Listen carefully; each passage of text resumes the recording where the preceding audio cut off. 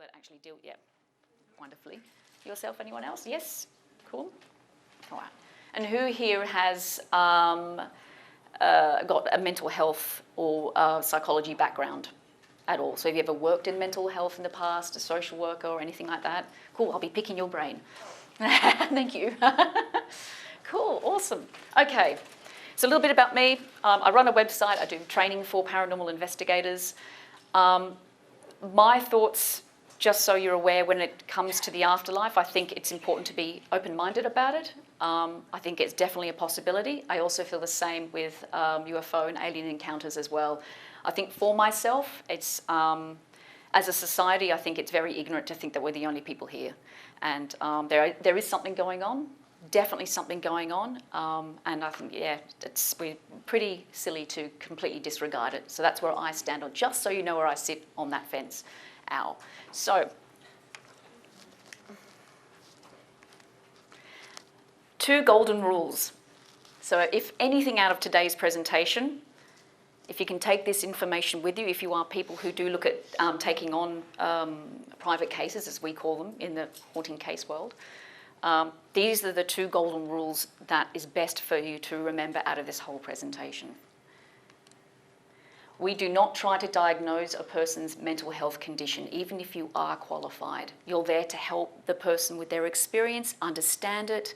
Even if, as I said, if you're fully qualified, your mission is to look at what's going on from their experiences, not something from trying to get clients for your mental health practice, if that's the case. Also, I think there's a conflict of interest if you are qualified and you are dealing with somebody you think may actually be having mental illness issues. Really, really important. We just don't diagnose. So we don't say, oh no, I think you've got PTSD, or I think you're dealing with depression.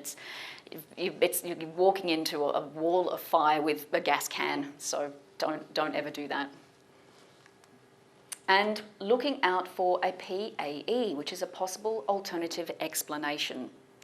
So those are the 2 golden rules. We're looking at what's happening and what else could cause it first before we really start to delve into what it could actually be, if it's UFO, alien, or a haunting case.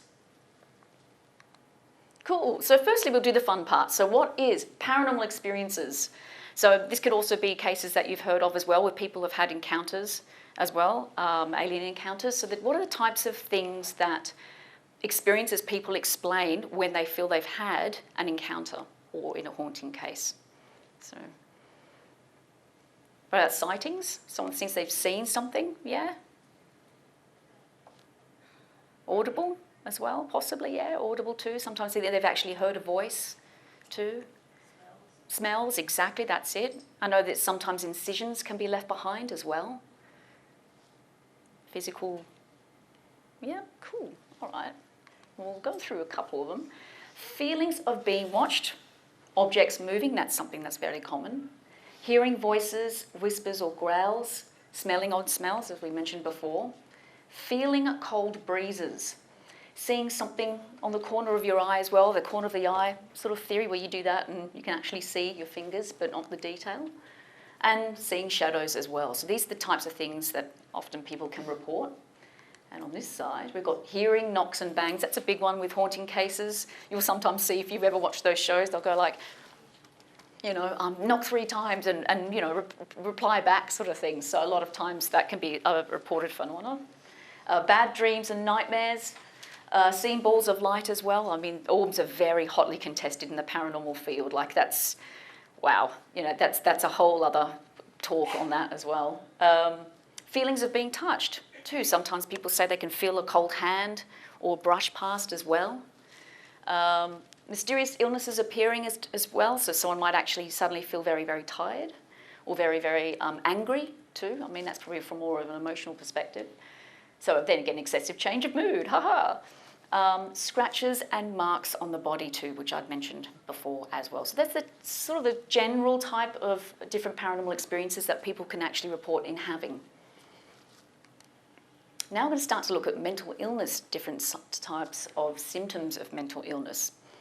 So what would you think of someone you've known in the past or you've seen in a movie or anything like that? What are the types of symptoms of mental that someone might be actually displaying that might be having a mental illness? Paranoia, yeah, absolutely. What about depression? Yeah. Mood swings, absolutely, absolutely. They're not themselves, they're suddenly just not their usual self. Yes, talk to themselves, absolutely. Auditory hallucination, yeah, absolutely. Cool. All right. So we've got feelings of being watched, hearing voices or whispers, feeling nausea, delusions, of course, that can be visual as well, bad dreams and nightmares, that's a big one sometimes. People sometimes feel when they've moved into a place that they suddenly start to not be able to sleep, they have nightmares. Dramatic change in mood, that someone had mentioned as well. Scratches and marks on the body. Palpitations and shaking, that's a big one with haunting cases. A lot of people will find that they go into a certain room and as they walk in, suddenly their heart starts to palpitate, they feel funny, they feel shaky. A friend of mine had actually gone through that recently, only last weekend, going into a particular location, so that was really interesting. Chills and hot flushes, so it's both sides of the temperature spectrum in that regard. Trouble concentrating, so really just not able to focus. Yeah, trouble. Yeah, sleep disturbance as well. Can't sleep, just can't sleep. Yeah, it's like, this is me on all day. Yeah. And feelings of loss of control as well. So, it's like something just took over and I don't know what happened. And again, that's very similar to something that happened last weekend with myself, where someone became completely overwhelmed, grabbed my hand and then went to try and choke me. So she completely, that was an intense situation. I'm still pulling back the steps before that actually happened. And luckily it was actually recorded as well. So she just completely sort of went in a very different angle to where she was normally just sitting there chilled in a semi-dark room. All right. I need 3 victims. It's all right. I won't harm you. Here's one. All right. Yep, cool. Come on down. Who else? What about one of you? Do you want to come on? No? Okay. So if you want to come up as well? No? 2 more people? It's okay. I'll leave you intact. Hey, excellent. Awesome. Yeah, just there. Cool. Yay. Cool. All right. So what we're going to do is, all right, so you're person number 1, person number 2, and person number 3. Okay. You are going to list all the things you can see in the room. So say, for instance, projector, picture, chair, table, and just list things like that. That's all you have to do. For you, you have to remember your grocery list. So, sponge, celery, whatever, all just random food items and things that you would have bought possibly in your last shop. Okay. Cool. And you've got the easiest part. You have to talk to me. Okay. All right, so what we're going to do is that you're going to face this way to her, and you're going to face to her that way. And what's going to happen is I'm going to ask you some questions, and both of you are going to say what I've told you to say at the same time. Yeah, trust me, I'm going somewhere with this. So when I say go, and we're just going to have a cool convo, you'll remember what I've told you to speak about. Cool? Yes. Awesome. All right. And go. So did you drive in today? No. Oh, okay. So you caught the train? No, I got a lift with a friend. Paper towels. Oh, okay. Did you actually come into, do you live in the city or? No, we live in Newcastle. Oh, okay, cool. Yeah, so you've driven a long way? Yeah, cool. Thank you. You did well. I know. It's very, very off-putting, isn't it? But it's really off-putting because, that's the thing is, with mental illness, it's not something you can see. So there you're hearing 2 different voices in your mind and then trying to concentrate. And obviously, for someone walking around, like if they've got, a bunged up knee, you can see that person's injured in their knee. But if it's from a mental health perspective, you can't see the physical pain that they go through every day and the discomfort and disruption in life. But you did really well, by the way. I know you poor thing, you were so like, So, I didn't get it at the first, but I needed to do that until I heard it. Okay, so. Cool, but thank you so much, guys. See, no one died. All good. No one became paranormal. Cool. All right. So we're going to start to break down some of the major characteristics of mental illness. So it's the ones that are mostly closely similar to people who've actually, talked about their paranormal experiences. Again, I said this is generally around the haunting side of it, but we'll have a look at it from a UFO and alien side of it. So schizophrenia, as you could probably imagine, is probably the one mental illness that's closely aligned with someone who may actually be feeling like they're dealing with something paranormal. So it's the one that's kind of, if you want to look at it, ticks most of the boxes of the type of experiences people have. So we've got delusions, so feelings of being watched, and they're out to get me and control me. Hallucinations, hearing voices, whispers, growls, knocks, bangs, scratching, something in the corner of the eye as well, and seeing shadows and smelling odd smells. And hallucinations can be all 5 senses as well. We've got disorganised speech, so trouble concentrating and maintaining a train of thought.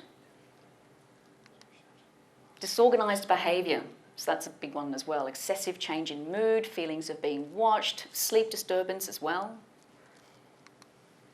Negative symptoms, so that's lack of emotion, enthusiasm or interest. They just don't have any interest in moving forward at all. Okay, panic attack and anxiety. This is another one as well. Feeling cold breezes, chills or hot flushes. So that's whole temperature change as well. They're in a fight and flight mode, so their body's trying to adapt. Palpitations and or shaking. So again, as I mentioned before. Nausea, that's a big one too. Sometimes people feel really ill when they've gone into certain locations, or they might feel that in their own home. Loss of control and going crazy. And I didn't want to use the word crazy because to me it is a bit disrespectful. But the person I was interviewing about how she feels when she's going through a panic attack, she said, that's how I feel. I'm like, oh, I'll put it in there, but I've got a disclaimer. Comes with respect. Cool. And bad dreams and nightmares. And that can actually also be a part of someone who's having an anxiety attack. Self-harming. This is a tough one. There are sometimes cases where, and I have dealt in the past, where someone I suspected was actually self-harming as opposed to actually having scratches and marks on the body. And it was intense, but of course when that happens, we'll go through it later on, there are certain steps when you feel you're dealing with that. So of course, scratches and marks on the body.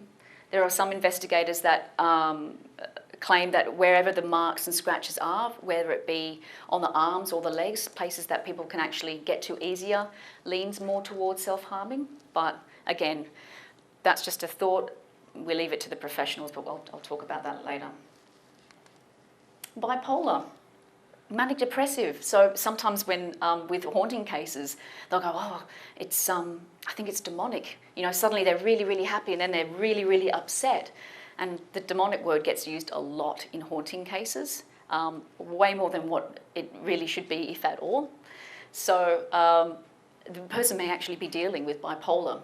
And as obviously there's steps in place. Usually that person over time has started to gradually show signs, and they progressively get worse if it's not actually diagnosed. But that's something to consider. So this is the mania part. So this is the depressive mood. You've got feeling sad, empty, hopeless and tearful, so they're feeling really down. Markedly reduced interest or no feelings, no pleasure in activities at all. They just don't find fun in anything. Significant weight loss when dieting, weight gain or decrease or increase in appetite. Either insomnia or sleeping excessively. So it can be one or the other as well. So it can be sleeping too much or not enough. Restlessness and fatigue. Feelings of unworthiness or excessive inappropriate guilt. They feel so guilty about being down and feeling horrible. Where are we? Ooh. Decreased ability to think or concentrate, so we've mentioned that before, and indecisiveness. Recurrent thoughts of suicide or suicide planning or attempt. That's another one as well to be very, very wary of. And of course, with bipolar, there's the other side. So you've got your manic. Inflated self-esteem or grandiosity. Decreased need for sleep. They're like, I can't sleep, I'm so excited, I want to go and do stuff. Unusual talkativeness. I'm sure my husband thinks I have that. Racing thoughts. Distractibility, that's another one too. Again, concentration. Increased goal-directed activity, so doing things that are unusual, that have a high potential for painful consequences.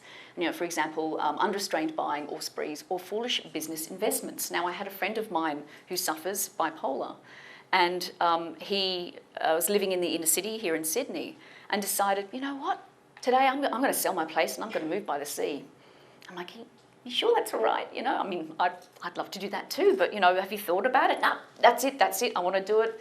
Did that probably about 3 months later when he was sitting in his beautiful home by the sea, go, I don't know why I moved here.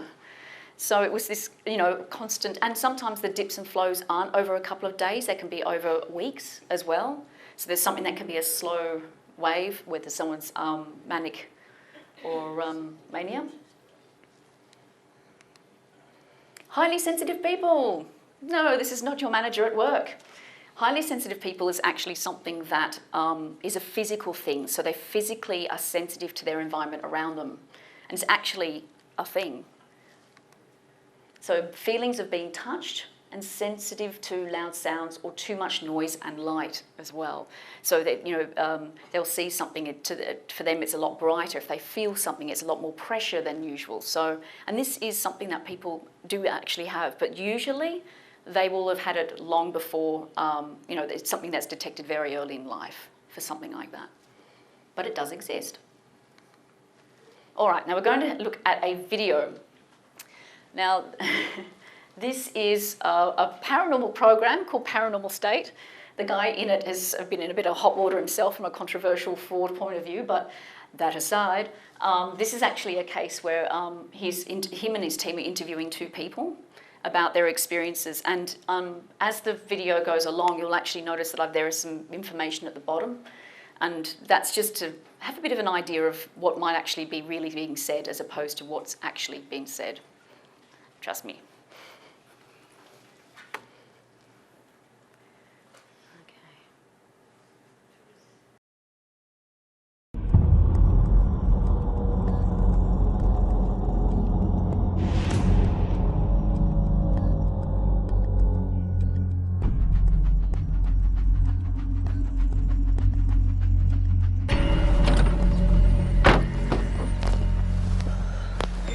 Hey, you must be Tony. Nice to meet yes, you. I'm Tony. Hi, Joan. Spoke on the phone. Nice to finally meet you.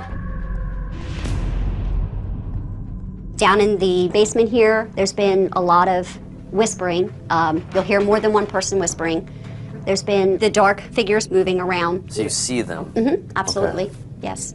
Would you stay in this basement by yourself? No, I try to stay here as limited as possible. I've been sitting at the couch in the living room and seen a figure come down. It comes down to about here, puts its hand on the railing like so, looks over at you, and then takes another step and actually walks in through the kitchen. I would say this whole second floor for me is really the floor I don't like to be on. I've had experiences in the bathroom, I've had experiences in the hallway, and in both bedrooms. I don't like the whole second floor. This room, this is where Tony sleeps. This is where I'm the most uneasy, is in this room. At 3 o'clock in the morning, the shaking of the bed and the doorknobs and all that other stuff starts to happen the most. Up here, just a couple weeks ago, my son was staying the night. I came up the stairs. I stopped where I could reach through here to take one of these blankets for him. And I just had a feeling that somebody was in the room. And as soon as I got down to the stairs, my son grabbed me real quick and shut the door. And he said, "Mom, did you see that? There was a dark man standing right where you were looking." And I didn't see it, I just felt it, but my son saw it. I miss sleeping here, I miss, being with him.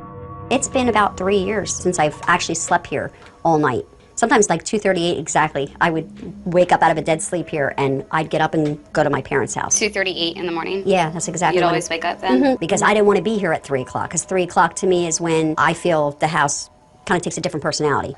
I was in bed one night and I was laying there falling asleep and the rocking chair started moving. It kind of was a paralyzing feeling. I wanted to get up and see what it was, but I couldn't get out of bed. And Were you not able to move when you saw the rocking chair? couldn't move at all. That's when things started getting like, this place is haunted. I was under a lot of stress at one point, and they put me on a prescription sleeping pill. One night, something was telling me, take more, get up and take more. How many times has something suggested to take more of those pills? It's happened probably a couple dozen times. I felt something following me around the house last night. Never been a drinker, never been a drinker. But I just got up and started drinking away, and it's like, that's not me. I don't easily do something like that. And you're feeling like, yeah, do it, do it. Do you think that's spiritual influence? Yeah, I do believe it, yes. She's also had voices tell her to do it, raise kill yourself. She's had a spirit tell her to cut herself. Something in the bathroom. I was taking a bath and I was just getting ready to shave my legs. All of a sudden I just heard this voice and it was clear as me and it said, do it, just do it. I had a vision of me taking the razor and I was really going to just start doing this. I mean, I could actually see the blood in the tub and everything. It was just really graphic. It scared me half to death, actually. What's your worst fear? That I could be harmed, or that he would harm himself. Do you feel like you're in danger? Yes, I do. This is your mom's boyfriend's house. Right. Right, so you're Joan's daughter. And have you ever stayed here before? Yes, I have a couple years ago. Okay, did you ever experience anything out of the norm? Yes, quite a bit. Every night around like 3 in the morning, you'll be woken up by something like staring at you. You just knew that someone was standing right over the bed, like just watching you. Your mom, you know, she hasn't been living here for a couple of years full time. You worried about her or? Always. Like sometimes like she'll like ask me to come down here and be with her. So like only when she asks me I'll come down with her. But besides that, I really try not to be here as much as possible. Do you feel like any of this is affecting Tony? Yeah, like he used to smile all the time, and my mom and him used to go on the boat, you know, take outings. And now it's like they don't do anything anymore, and he's just miserable. It's like he's not the same Tony. Cool. All right. Interesting experiences. So what we'll do is we'll break down some of the things that were mentioned in that video. Now, is there anything that stood out for you looking at that there might be something else going on apart from being possibly paranormal? Sorry? The substance abuse, Yeah. parent substance abuse. Yes. Yes? And for something that occurs on a regular basis, they have no pictures, which they could have taken if they were really interested. That's it too. Mind you, this is a snippet of the beginning of the program. Hypothetically, if we were looking at that, is there any recordings they've taken themselves or anything like that? Is there anything they've been curious enough to record themselves? A good point. Good point. Relationship issues? Yeah, massive relationship issues, massively. Dynamics going on there sometimes, and I would imagine also with encounter cases that you may not always get the whole story. You may not always be told what else is going on in the background, and that's because people will not want to divulge that to you if they're going through a big life sort of traumatic experience, whether it be a divorce or anything like that. Sometimes you may not even really know what's going on. It's always up to that person to be able to reveal that to you. So yeah, again, lots of relationship issues there. Anything else that stood out? The learned behaviour from the mother that she passed on to the daughter. That's what I thought. Yeah, bias, confirmation bias, belief, yes, big point. That's a huge part of it. Especially, I mean, it's good for people to be open and talking in a house if they are having experiences, but if you've got to be very careful if it's not a direct influence, as you said, in that regard. So good point, very good point. Cool, all right, let's have a quick snapshot of what's happening with Joan. So we had whispers heard, could be auditory hallucinations. Dark figures moving around, could be visual. Figure seen walking down the stairs in the lounge room, again, that could be a visual hallucination. Feeling uneasy on the second floor, so suddenly that's just a change in their mood and the way they think of their house. Witnessing shaking of the bed doorknobs at 3 a.m, that could be visual, but it could also be sleep paralysis as well. It could be something too, where they've seeing things that are actually not not there at the time because your brain's still trying to wake up. Feelings of being watched, again, could be disorganised behaviour. The house could be haunted too. Well, that's exactly it. Yeah, exactly. That's true. Absolutely, it could very well be. But that's a good point too. But with this, we need to look at other bits and pieces happening first. So it's like, okay, so they're experiencing this. Let's see if it is disrupted sleep. Let's find out if we can see whether or not there might be, what could be actually making the doorknob shake at 3 a.m. If there's something that's happening in the house that can be explained, let's find that first. So, but yeah, it could be haunted. We don't know yet. We're having a look. Spirits told Joan to cut herself to do it. That's intense stuff. So if it is a possible mental illness developing and not being diagnosed, then that's a huge, huge thing. Saw vision of herself cutting herself. That was intense as well. Cool. All right. Now we're looking at Tony. He was interesting answers as well. We mentioned with substance abuse and things like that. Rocking chair moving. Again, could that be sleep paralysis? Sleeping pill medication due to stress, that's a huge indicator there. So obviously the family's disrupted enough as far as relationships where he's actually seeking medication to help him sleep. Hearing voices, getting up to take more a couple of dozen times. That could be auditory hallucinations.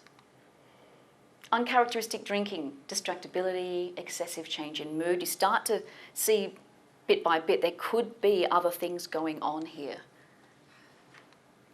Believe spirits are the reason for activity, delusional thought. Believe spirit told Joan to cut herself. So it's something where he feels maybe possibly more comfortable with the fact that spirits are telling her to do this as opposed to maybe something else going on. That can also be a big thing when it comes to mental illness because it does have a stigma still attached to it. Excessive change in mood. So feeling sad, empty, hopeless or tearful. Cool. I've got another video to go through. This is Ghost Adventures. This is a very popular program when it comes to some people in the paranormal investigators or recent paranormal investigators. This is actually, they did a offshoot where it was, it's called Aftershocks. So they actually do a case and then years later they actually interview the people. So yeah, we'll have a look at this particular one as well. Now I've picked this one in particular because it has a well-known parapsychologist called Dr. Barry Taff, and he talks a bit about this location as well. So it's interesting to hear his thoughts on this too.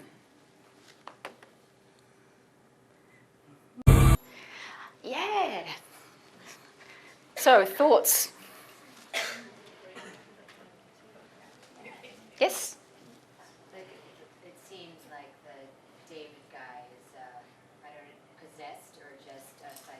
Yeah. So, I mean, he definitely has something. Either, I don't think it's meant to, I think he's possessed. I had one person, when I gave this talk at Paracon, say the same thing. It's like, I think there's something negative attached to him that is just there, and maybe the conditions of his house could... His face turned bright red towards the end of it. Yeah. Yeah, that's what I had at the top there, tension starting to build as then it becomes really interesting. I've actually met the guy.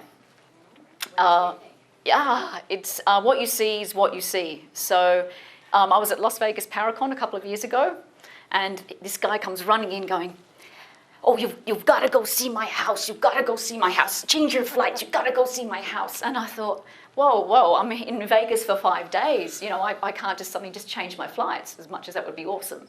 So really intense kind of guy, very intense. What you see is what you see. He was adamant that, oh, no, you'll love it. It's going to be the best, experience you'll ever have. So he's an intense individual. So seeing that's why I think I tweeted him, we had a tweeting conversation, I think maybe 2 months ago, where someone, that's right, I must have posted something about high EMF, and he's like, "Oh, but in my house, I can live with it." And I said, and I think he actually retweeted a picture of a report that he had that someone else had done on the actual levels of high EMF. So I've got that in my tweet account. I should actually post it somewhere. It was really interesting. But yeah, he's there. He's an intense individual. So what you see is what you see. All those EMFs has affected his whole energy. Well, it could be that as well. I mean, absolutely. Stabilised his frequency. Yeah, that's it. I mean, some people are very highly sensitive to EMF, and some people can, like this guy, appears that he can just sit in it and not be affected. And all the cases of the other people that have been affected, I think it was like 40 odd people out of 60. So, yes. Who lived in the house before he? I don't know. He claims that the reason why it's haunted is due to an actress named Sharon Tate, who was murdered further down there on that road. But from what little research I've done on this particular case, I'm thinking it's more the high EMF, because that has so many different factors where you feel like you're being watched. Objects can, well, I guess he does have video footage of objects moving, but they just seem too sporadic, as sort of thing. It's constant all the time. Like normally with possible poltergeist activity, it's a burst of energy and then nothing for quite a while. So that to me leads more towards it's an environmental thing. But yeah, really interesting character. Does he work? No, he lives from the funds from his tours. So Is he married? no. So there you go. Interesting individual. So yes. So anyone else? Anything else you picked up on that we thought was quite intense? Probably the last minute was probably the most. I didn't actually like the way the reporter actually, because I reckon the reporter was. That's he it. He was actually making them. He was building up the. He was getting them like to compare to each other. So saying, oh, you're 6-8 inches away from each other. How do you feel next to that? I mean, already he was building it. Yeah, it's for show. It's for show. Good point.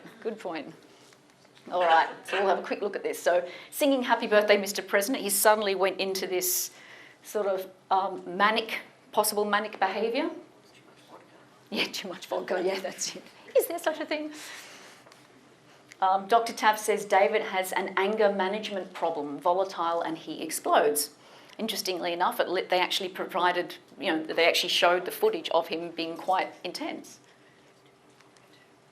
David doesn't believe he's putting people's health at risk, and it's documented 61 people out of the 42 became ill due to exceedingly high EMF. So that's a lot.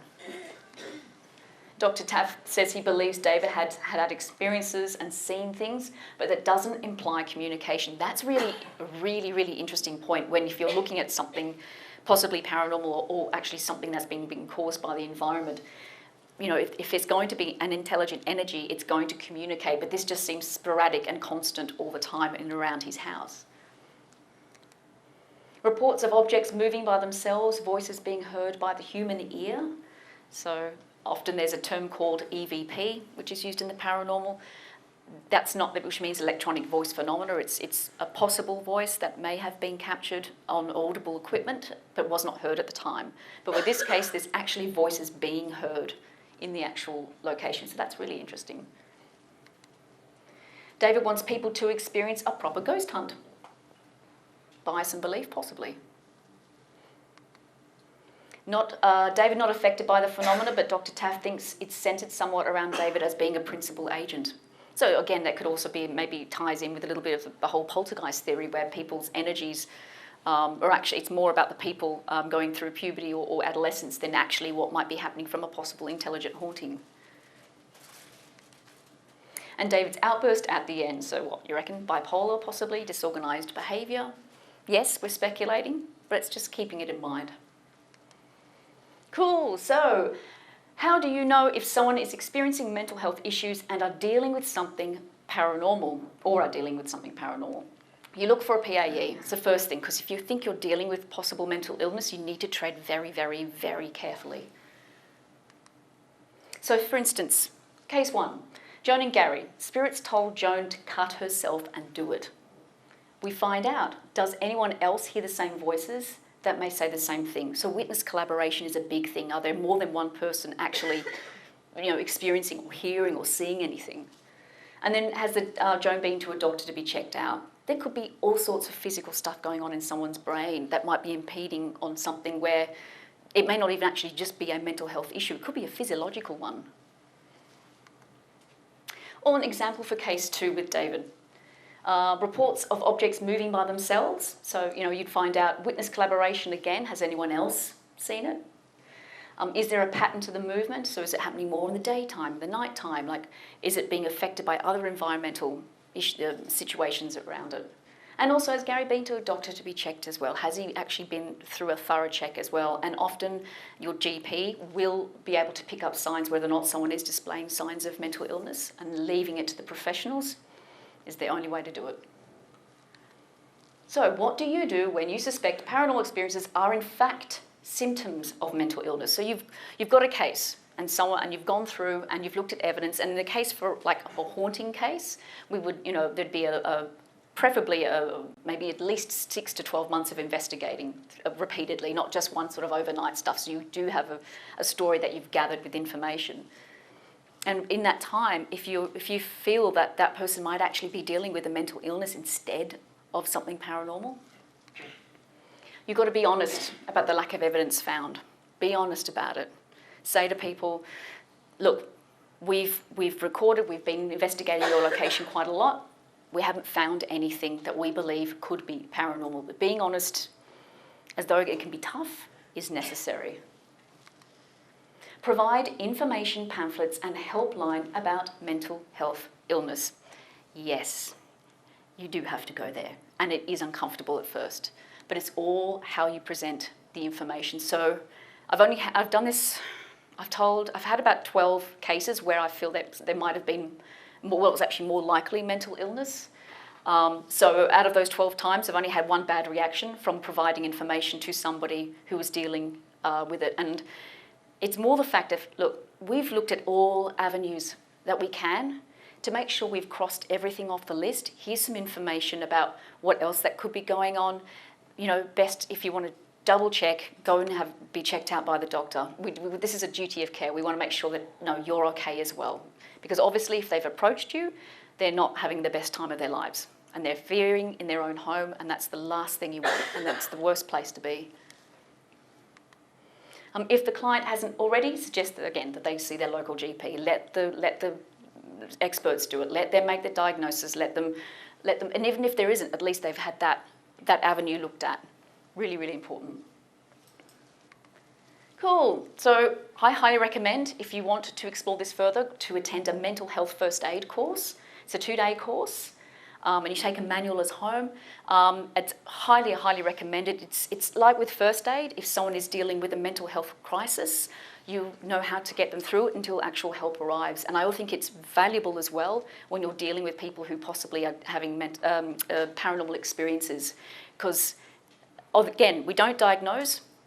You think, well, we've gone through some symptoms, we know the similarities, but the important thing is being aware of that, so then you can actually help them get more help.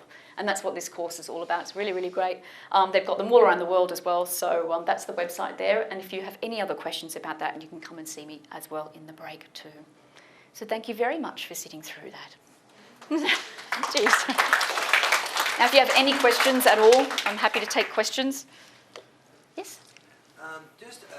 I've had two sides of that coin that you were talking to, because I've been an investigator I haven't done investigations recently, but I did a lot like 20 years ago. And firstly, I had a woman who I saw down in Canberra, and she started off by telling me she saw a fireball when she was a child. And then she was on a plane, and then she had an out-of-body experience on the plane. So it's like, yeah, okay. And then she said, but that was before the court case. And I said, court case? What was the court case for? That's when I shot my husband. Oh, shit. I didn't kill him, but I just shot him. Why did you shoot him? Because he was possessed by aliens. And I said, well, how did you know he was possessed by aliens? And she said he got sexually excited. So every time he got sexually excited, she knew that he was possessed by an alien. So eventually she shot him. So at that point, I said, wow, is that the time? I gotta get out of here. But, that's intense. So obviously in that instance, I would be thinking that there was more than going on.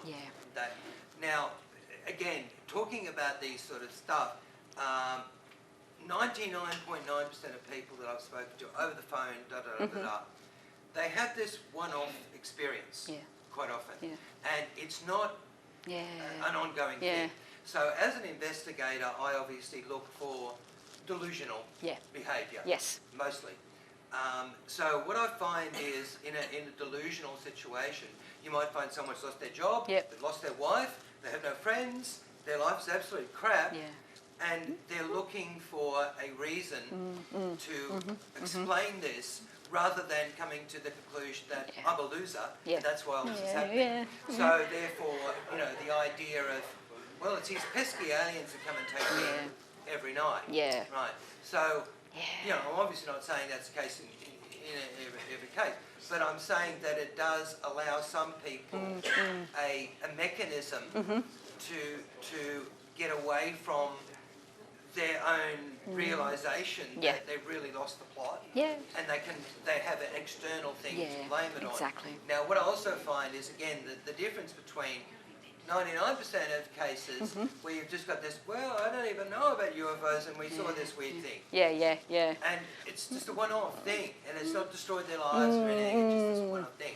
Whereas you get a delusional person, then you get this, you know, and of course it has to happen all the time because their life is stuffed all the time. So it has to be ongoing. So that's one of the markers I look for with delusional stuff. But on the other side of the coin, I was approached several years ago by a young woman, again, she was from Canberra, and she believed that she was having abduction experiences. So she went to a psychologist because she was not, you know, not really wanting to accept that she was abducted by aliens. She went to the psychologist, and the psychologist said, after listening to what she had to say, you've been sexually assaulted by a member of your family, probably your father. And she had a very good relationship with the father, and she said, no, absolutely not. That did not happen. It is not, you know, and his point of view, and I think a lot of psychological aspect to this, is that because it is your father coming into your room to do something terrible to you, you put a mask. You don't want to see your father's face, you put an alien face on there to deal with, reduce the horror, in a sense. You're putting a monster's mask on to reduce the horror. So, you know, so anyway, she said, no, absolutely not. She went back to him a couple of times, and he would just go back to the textbook and come back and say, now, we've got to talk about what your father did to you. Anyway, so she stopped seeing him and then contacted me as a UFO guy. And, you know, to discuss this, just to get another point of view. And I said, well, we get a lot of people that claim that they, you know, that they've been abducted. You know, so I then have put on to someone who did hypnotic regression and, you know, et cetera, So we went down that avenue of at least exploring whether it was an alien abduction, rather than, you know, it would have been just as bad for us, because there's things like sleep apnea, fantasy-prone disorder, vivid dreaming. I could go on forever about, you know, all the stuff. So it's something that, you know, you don't shoot from the hip one way or the other. You don't say, oh, that's your father that's come in. Or you don't say, oh, yeah, you've been abducted by aliens, absolutely. Because the truth is, as you say, is something that is discovered over a period of time. So, yeah, I just wanted to say that there's two sides of it. Of aspects that I've come across in that time. But that's basically what I use as my marker, is that if something's a one-off thing and they're getting no personal gain or anything like this, and all they really, and most people too, I might say to them, you know, well, you're welcome to come to one of our meetings. 99% of them never ever turn up. They regard it as, you know, usually it's mum, dad, the two kids that have seen this or whatever, and it just remains their little thing. And they probably don't even discuss it out of the family unless they're very, very comfortable with who's there, where they can say, hey, did we ever tell you about that night that? Other than that, it just stays, you know, so it's just not delusional behaviour. It's not, and it's one of the key things that over the last 25 years has really made me believe in the UFO phenomenon, because logic tells me these people are not delusional. They're not making up. They're not getting any benefit of it. They're just keeping it as their own little, you know, thing. This has to be real. Fascinating. I love your point with the frequency aspect of it. You know, it's a one-off encounter, and that's the thing, is because I don't have a lot of experience with, obviously, with any sort of UFO cases. So that's a very valid point, that, you know, the repetitiveness of what's being experienced. Great point. Thank you. Anybody else? Oh, yes. How do you avoid bringing your own biases and beliefs, which are often very deeply ingrained, into identifying what you think the issue is? Oh, it's the hardest thing as any human, let alone an investigator, to do, and it's really difficult, really difficult. For myself, it's kind of, I was going to say out-of-body experience, but I've got to try and maybe pick a different type of phrase. It's literally putting myself out and just clearing what I think might be going on. So say, for instance, if I'd never met David before, I'm like, okay, maybe the way we mentioned before, he was being poked and prodded. You know, maybe that's got to do with the fact that this guy knew how to push his buttons. I've got to keep that in mind. Having met him, it does confer with that. So it's very, very, very difficult to do. The best way to do it is actually making sure, for myself as an investigator, that I read information that contradicts my beliefs. So if I read very, very cynical, hardcore, throw it away information, like, and some say skeptics, I don't want to use that word. I think there's a difference between skeptic and cynic. I think skeptical, critical thinking is very important, and I highly recommend it and can't sing the praises of it enough. But some of it can be written in a very harsh way with a certain bias behind it. So I read stuff like that sometimes, and then when, you know, the opposite side of it as well. So if someone says, oh, ghost, you know, and I'll read that sort of information, because again, that I have a very sort of sit back and think about that first before actually just diving into it. So that's the only way I know how to eliminate it as much as I can. As a human, you can't fully do it. You can't fully not have any bias or belief whatsoever. But by reading information that contradicts your beliefs, it at least challenges you enough to not stay stale in the same area. Yes, sorry. Yeah, look, I'm just wondering a bit of a broader question. Yeah. Where does a true paranormal experience sit? Is it in the quantum field? Is it in spirituality? Is it in your own mind? Yeah. Is it in the other person?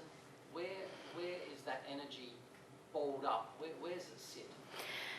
Oh, wow. How much time do we have? To be brutally honest, I don't think anyone knows.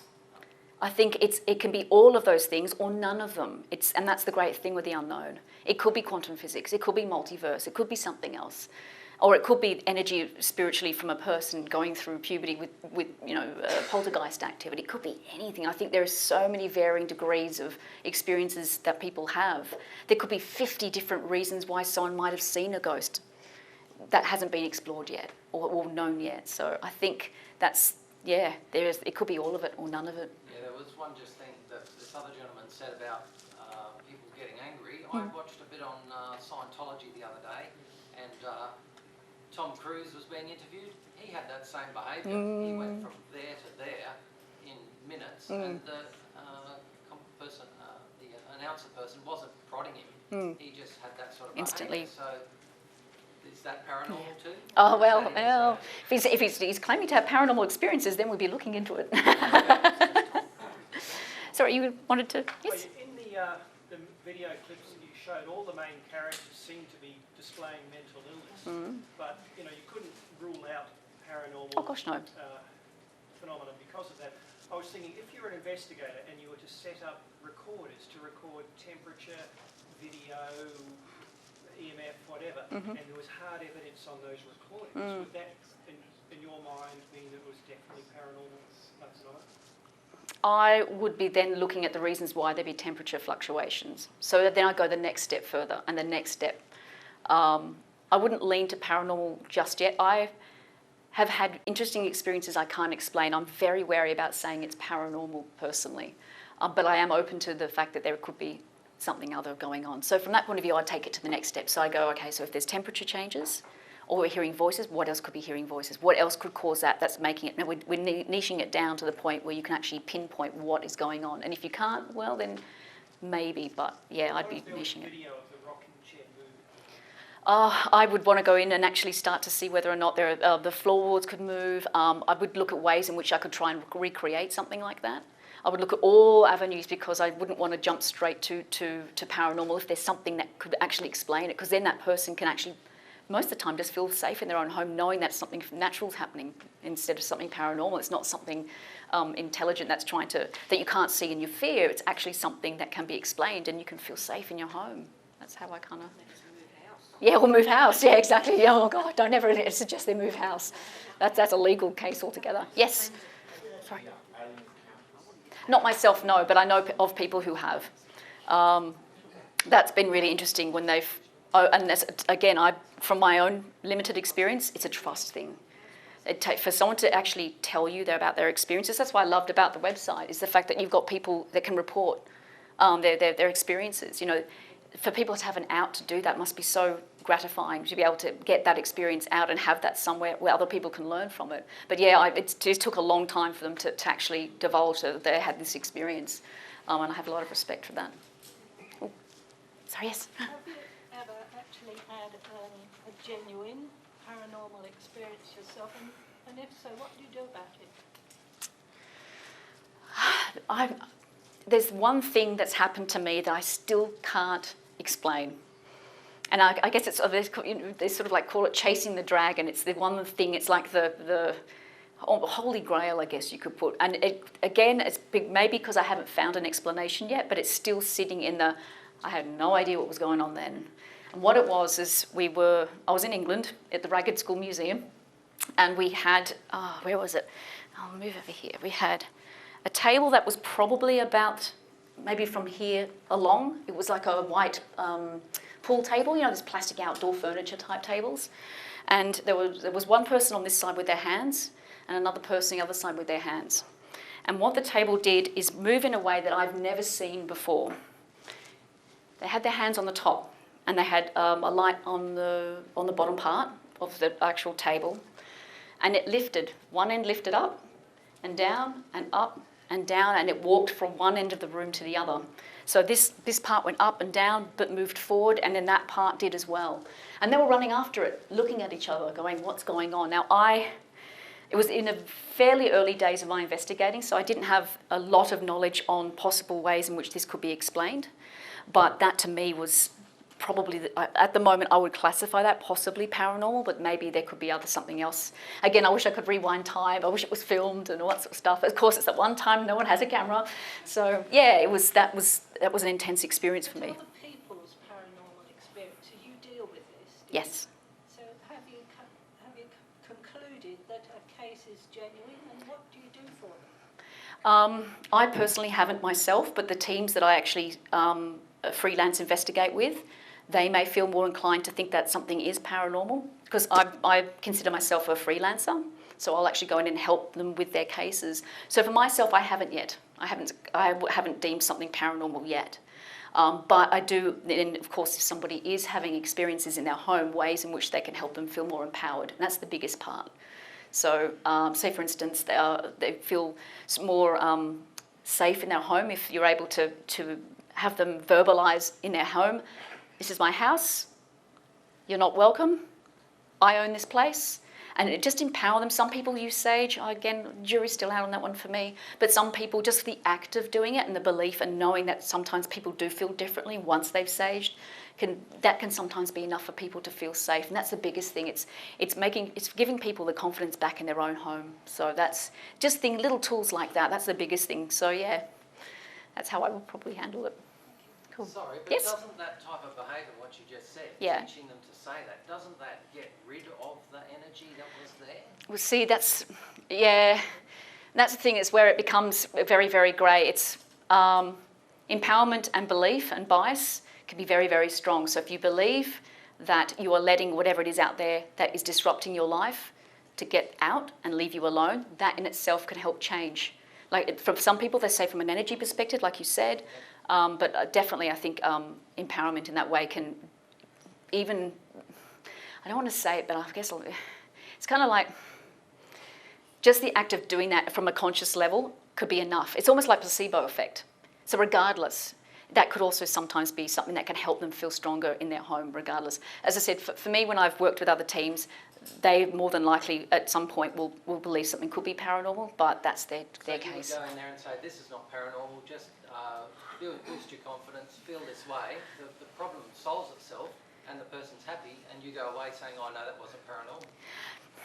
It's...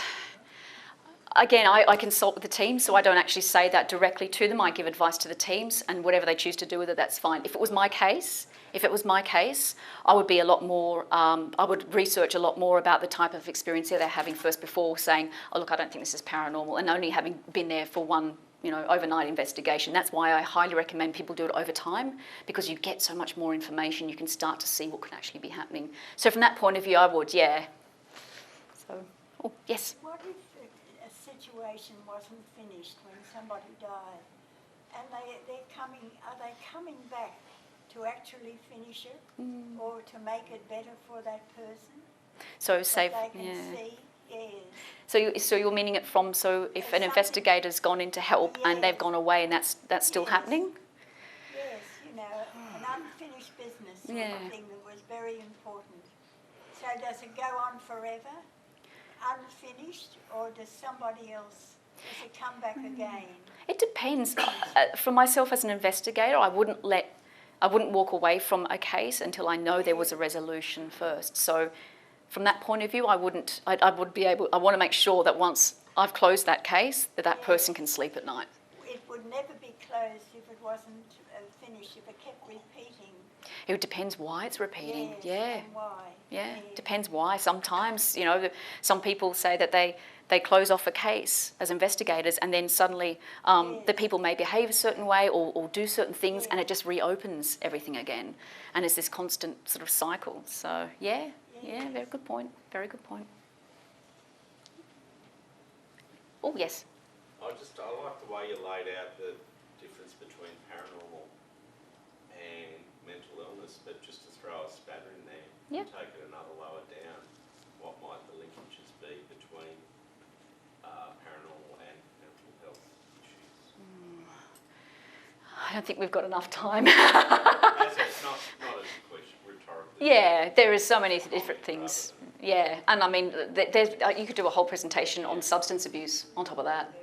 That's a whole other ball game, and that's something that's very prevalent in some cases. So, yeah, we can have a chat about that another time. But I like your point. Cool. Are you all hungry and thirsty? Yep. Yeah. All right. Thank you.